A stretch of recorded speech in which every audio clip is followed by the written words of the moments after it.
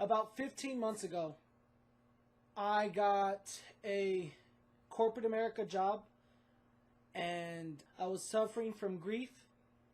And over time, I ended up going through a major deal of depression, anxiety, and became addicted to the alcohol. And not soon after, I ended up failing out.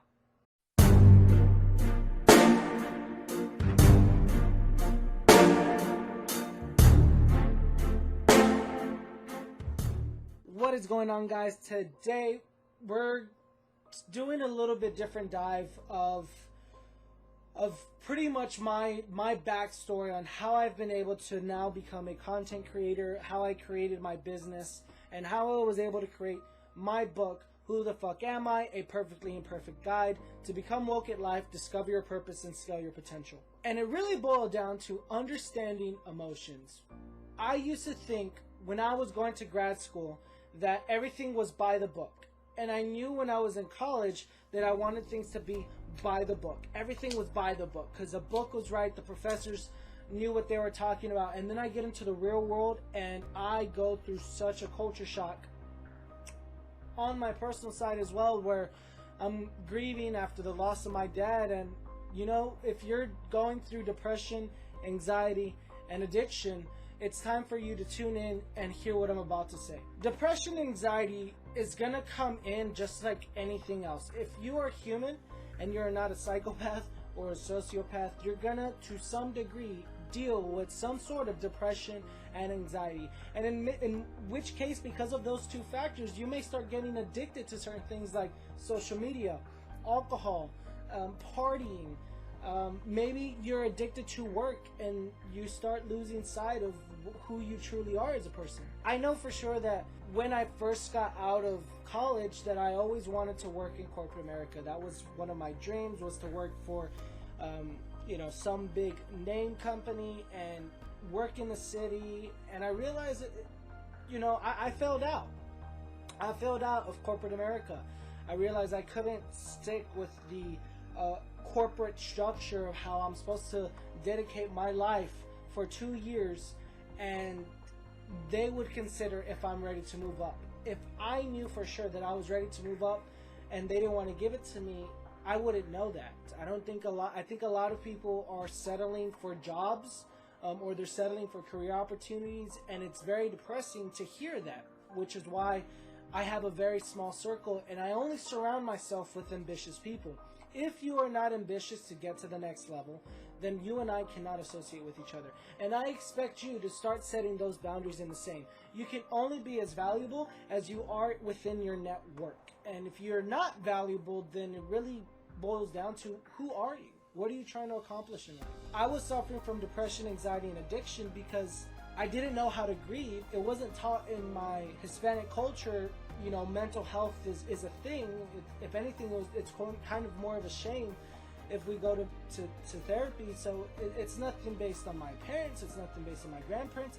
It's not taught in our culture to go to mental health therapy. Because I had that in the back of my mind, I was going to grad school in the time, which already caused me a lot of anxiety and stress. And then at this very stressful job, I ended up gaining weight and I started suffering from health problems. I stopped working out. I wasn't motivated. I was drinking all the time. I was going to happy hours. What some people do when they graduate college to they're about 30, going to happy hours, partying on the weekends. I kind of did that in 4 months and I burned out really quickly. I ended up getting super plastered one day, showed up to work and then I tapped out. I truly tapped out and I moved back home. For the month of May, I moved back home with my mom. And it was very humiliating, but it was also a way for me to self-reflect and tell myself, hey, I fucked up. I did fuck up. But now it's my time to shine because I was granted a very grateful opportunity to work for a nonprofit. So I took my skills from corporate America, applied it to nonprofit, and now I've been able to not only help that business, I've also been able to start my own. And when I tell you this, if you're currently going through depression, anxiety, and addiction to whatever degree, it's time for you to get your shit together and realize what is it that you are wanting to do in your life. when it comes to anxiety, you worry and you stress, but what are you worrying at? Are you worrying that you're not good enough? Are you worrying that you can do more? Are you worried that you're going to get fired? In which case, is it the career path or the job you're at? Maybe it's not a good fit for you. So it's time for you to start looking for something that you really want to do. If you're going through depression, and I mean like grieving depression, major depression, or maybe your spouse or your girlfriend broke up with you and you're going through divorce, now you have to realize before you were secured emotionally with someone you were tied to.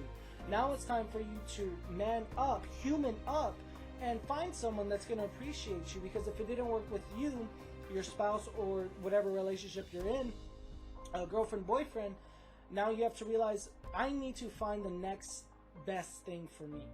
And the addiction is, if you're addicted to too much Netflix, too much partying, too much drugs, too much, it's time for you to take control of your situation and realize that the only thing that will allow you to change, adapt, and evolve for the better of yourself is your willingness. Not your mom's, not your dad's, not your dog's, not your cat's, your fucking willingness. So if you feel that you're in this bubble, you're kind of going through the motions without emotion, and you feel like you're in hypnosis, you feel like you're worth more, I really invite you to go down in the link in the description to check out my book, Who the Fuck Am I? I spent 8 months not only going through hell trying to create something that was going to be tailored for you, but I know for sure it's going to be something that will make you reflect of what is your purpose in life. And it's a 2-hour read. It's literally, you can literally read it in one night and then find the next best thing, the next thing, and what to do. And the cool thing is, when you read back into it, you'll discover a little bit more about yourself. And that is the benefit to that book. So again, guys, I wanted to share my personal story with you. One, because I'm all about authenticity, letting you know that, you know, I'm nobody special. I'm human. I fuck up sometimes. I fuck up a lot, and it shouldn't stop you from not pursuing what you desire in life. I'm not going to be signing off, but until next time, stay tuned. Take care.